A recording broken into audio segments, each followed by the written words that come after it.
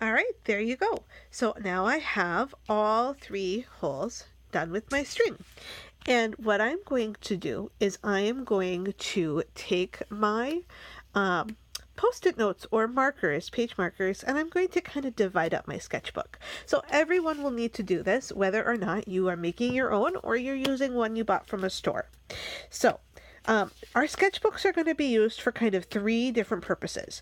The first purpose is our visual journaling, and so we'll do that kind of in the front of our sketchbook. The second purpose is project planning, where we will do kind of our big plans, our sketches, our thumbnail drawings for our final artworks.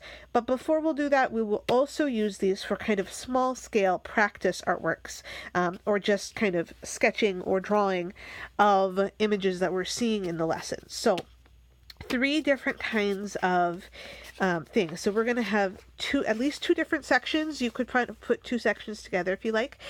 So what I'm going to do is I'm going to figure out about half of my pages. Now, because I am using ties, if I run out of paper in a section, I can always add more. But for those of you that have like pre-printed sketchbooks, you're going to need to kind of divide what is which section right here at the beginning of the year. And I would go about half in each. So half in our visual journaling section and half in our planning and sketching and drawing section. So this section, I'm just going to flip half the pages and it's going to go that way.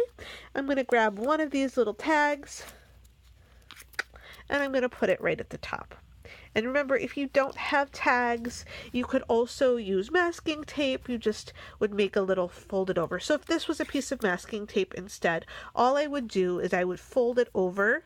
So I would create a little sticky part with a little sticky part still exposed. So this part's still sticky, this is not sticky anymore. And then I would take this and I would stick it to the top of my paper. So part of it goes up off the top of the paper. And that way, when my sketchbook is closed, I can still see, oh, this is where my planning section is, or this is where my drawing section is, versus my visual journaling section.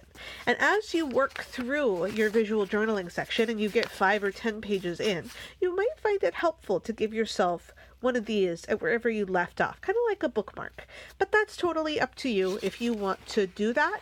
Otherwise, you can just find that page when you come to it. So this is how you set up your visual journal or your sketchbook for this semester.